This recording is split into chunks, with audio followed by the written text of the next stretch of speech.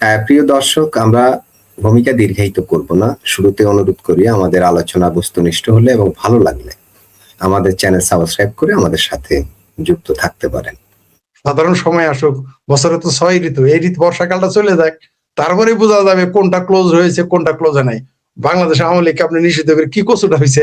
বাংলাদেশ আওয়ামী লীগ তো যেদিন 2024 সালে 5 আগস্ট পরে থেকে তো নিষিদ্ধই, এটা আনুষ্ঠানিক ভাবে ঘোষণা করেছে। আর কি পার্থক্য আছে? তাদের উপর যে নির্যাতন নিপীড়ন করা হয়েছে এগুলো করে বন্ধ করা যায় নাই। আর শুধুমাত্র কাগজে কলমে কোনোদিন আওয়ামী লীগ নিষিদ্ধ করতে আইয়ুব খান পারে নাই, টিকা খান পারে নাই, ইয়া খান পারে নাই। এই যে যারা এখন নিষিদ্ধ করছে তাদের বাপদাদারাই পারে নাই। আওয়ামী লীগকে নিষিদ্ধ করতে পারবে এই বিএনপি জামাত কয়দিন নিষিদ্ধ করে রাখবে? বরং এটা নিষিদ্ধ করার মাধ্যমে বাংলাদেশ আওয়ামী লীগকে, আমি যেটা বারবার বলি, বাংলাদেশ আওয়ামী লীগের নেতাদের কর্মীদের বিপ্লবী হওয়ার সুযোগ করে দিয়েছে। বাংলাদেশ আওয়ামী লীগ একটা গণতান্ত্রিক মধ্যপন্থী দল, তারা রাজনীতি করার মাধ্যমে ক্ষমতায় আসতো, ইলেকশনে বিশ্বাস করে, সেই দলটাকে তারা বিপ্লবী দলে পরিণত করবে। তাছাড়া তো আর কিছুই না। বরং এটা আওয়ামী লীগের উপকার করেছে। আওয়ামী লীগের উচিত এই কিছু নই, মিঠাই, চানাচু, জিলাপি মিলাদ পড়ায় বিএনপি এবং জামাতের অফিসে পাঠায় দেওয়ার, তোরা ভাই আমার যে উপকার করেছস, কেন এখন আমরা সিদ্ধান্ত নিতে পারবো। কারণ এতদিন সিদ্ধান্ত নিতে পারে না আওয়ামী লীগ, কি করবে কি করবে না, কিন্তু এখন তাকে সিদ্ধান্ত নিতে হবে বা নিতে হবেই, কারণ এখন আর জায়গা নাই, আওয়ামী লীগ নিষিদ্ধ। সুতরাং আওয়ামী লীগ এখন তার স্বরূপে ফিরে যাবে। এই জন্য আমার মতে মানে আসলেই জামাতের অফিসে, পার্টি অফিসে, বিএনপির পার্টি অফিসে, আমার ভাবির পোলাদের পার্টি অফিসে এদের কিছু জিন দিয়ে কিছু জিলাপি পাঠায় দেওয়া দরকার, কিছু কদমা বাতাসা পাঠায় দেওয়া দরকার মিলাদ পরে, যে বিরাট উপকার করেছো ভাই আওয়ামী লীগকে। কারণ আওয়ামী লীগকে মানুষ আসলেই ভুলে যেত। যদি তারা ঠিক মতো ইউনূস দেশ চালাইতো, যদি ঠিক মতো বিএনপি দেশ চালাইতো, আওয়ামী লীগকে মানুষ ভুলে যেত। এই এদের অকাম কুকাম নির্যাতন নিপীড়নের কারণে মানুষ এখন আওয়ামী লীগকে চাচ্ছে, শেখ হাসিনাকে চাচ্ছে।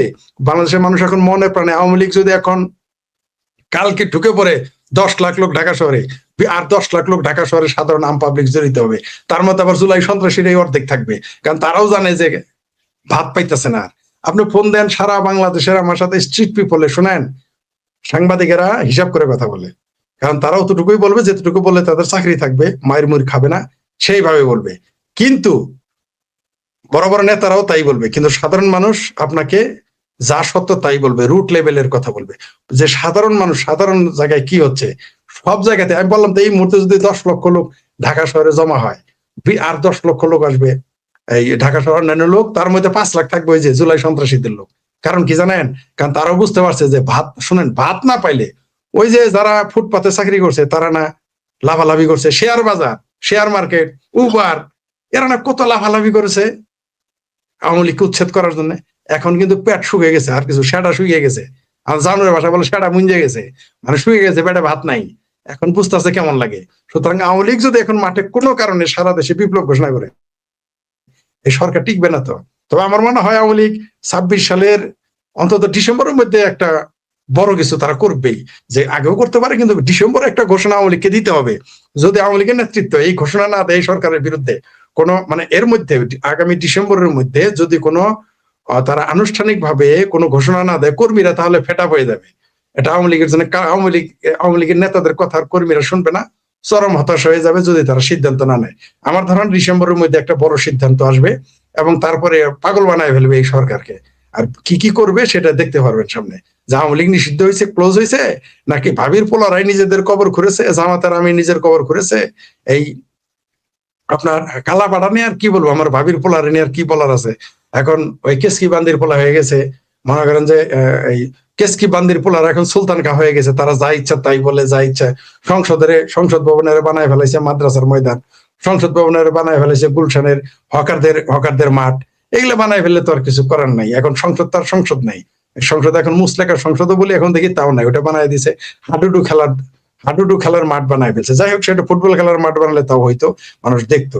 তো আপনি যেটা বললাম, এই 7-8 তারিখে যে এই 8 এপ্রিল ফুল, এখন 8 তারিখ থেকে এটা তারা ব্লান্ডার করেছে। এই খেসারত বিএনপি জামাত, এমনকি আমার ভাবির পোলাদের তো আপনি হারিকেন লাগে খুঁজে পাবেন না, ওদের আমি বলতে চাই না। বিএনপি জামাত যদি মনে করে যারা খুব ভালো কাজ করেছে, তাহলে তারা অপেক্ষা করুক, মুখোমুখি হতে হবে আওয়ামী লীগের। আর আওয়ামী লীগের মুখোমুখি হলে ওই জাহিদ পাড়া আর সাকি মাকি ফাঁকি যারা আছে, এরা এদের রক্ষা করতে পারবে না, কারণ এরা নিজেরাই পালাই যাবে, এদের নিজেদেরই গ্রহণযোগ্যতা নাই। তো বিএনপি কে এরা কিভাবে রক্ষা করবে? তো বিএনপি এটা ব্লান্ডার করেছে, তাদের উপদেষ্টা পরিষদ, দেশের উপদেষ্টা পরিষদ, তাদের দলের হাইকমান্ড এবং তাদের যত আন্তর্জাতিক পরামর্শদাতা পাকিস্তান আর তুরস্ক, কারণ কয়দিন পরে এই যে পাকিস্তান নামে রাষ্ট্রই থাকবে না, তুরস্কের এরদোগানও গেয়া গেয়া। আর এরদোগান সম্পর্কে আরেকটা তথ্য দেয় প্রিয় দর্শক, যদিও এই বিষয়ের বাইরে, এই যে ইসরায়েলি পাইলটদের ট্রেনিং কোন দেশে হয় একটু খোঁজ নিয়েন, সেই দেশটা তুরস্ক কিনা। আরো মজার বিষয়, ফুয়েলটা কে দেয়? এই যে ইসরায়েলের যে বিমান চলাচল গেলে ফুয়েল কোন দেশ দেয় একটু খোঁজ নিয়েন। পাশাপাশি খোঁজ নেন যে ইসরায়েলি সৈন্যদের খাদ্য পানীয় কোন দেশ দেয়, এটাও একটু আপনারা খোঁজ নেন। একটু আপনারা, আমি বললে তো একটু বলবেন যে আমি মিথ্যা বলতেছি, আপনারা একটু খোঁজ নেন, খোঁজ নিয়ে একটু জানেন, একটু মনে করাই দিলাম।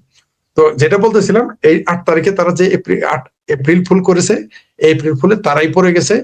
এই বিএনপি জামাত বিপদে পড়বে এবং আওয়ামী লীগ ভয়ঙ্কর রূপে বিপ্লবী রূপে ফিরবে এবং বাংলাদেশের মানুষ ওয়েলকাম জানাবে আওয়ামী লীগকে, কোনো সন্দেহ নেই। বরং এটা উপকার করেছে। আমি আওয়ামী লীগের নেতাদের আবার বলবো যে আপনারা দয়া করে একটা মিলাদ দেন, অনলাইনে একটা মিলাদ পড়ায় কিছু বাতাসা, 1 মন বাতাসা বিএনপির অফিসে পাঠায়েন, আর 1/2 মন বাতাসা জামাতের অফিসের সামনে পাঠায়েন, আর 2-4-5 কেজি আমার ভাবির পোলাদের অফিসের সামনে পাঠাই দেন। সওয়াব হবে, কাজ হবে। ধন্যবাদ।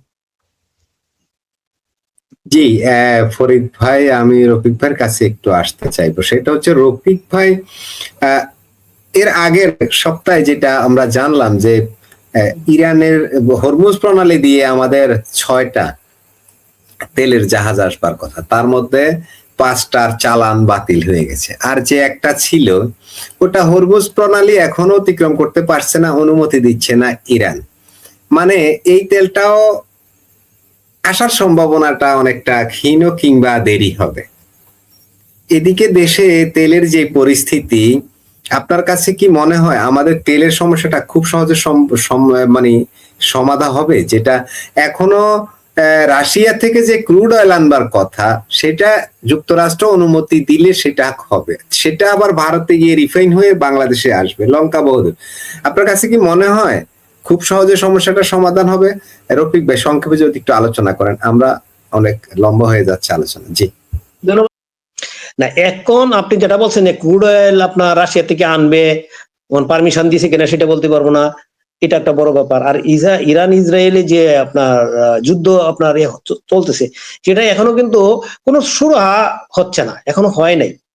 কারণ আপনার ইসরায়েল লেবাননে ব্যাপক আক্রমণ চালাচ্ছে, এই জন্য কিন্তু আপনার আজকে আলোচনা বসার কথা ছিল, এখন এটা পিছায় আগামীকাল গেছে। ইরানের যে শর্ত সেটা বললো যে কোনো অবস্থাতেই তারা এই ইসরায়েলের আপনার আক্রমণ বন্ধ না হওয়া পর্যন্ত তারা এটা আপনার আলোচনায় বসবে না। এই তার মানে কি সমস্যার সমাধান হচ্ছে না। আর আপনি এত সহজে সমস্যার সমাধান হবে বলে আপনি আশা করা যায় না এখনো। কারণ ইসরায়েল আপনার এই জিনিসটা চায় না, আমেরিকা চাইলেও ইসরায়েল চায় না। সেক্ষেত্রে আপনার আমেরিকা যদি যুদ্ধবিরতি করেও ফেলে, ইসরায়েল আপনার আক্রমণ করে লেবানন, লেবানন যখন আক্রমণ করে ইরান আবার আক্রমণ করে ইসরায়েলের উপরে, তার মানে আপনার সমস্যা থেকেই যাবে।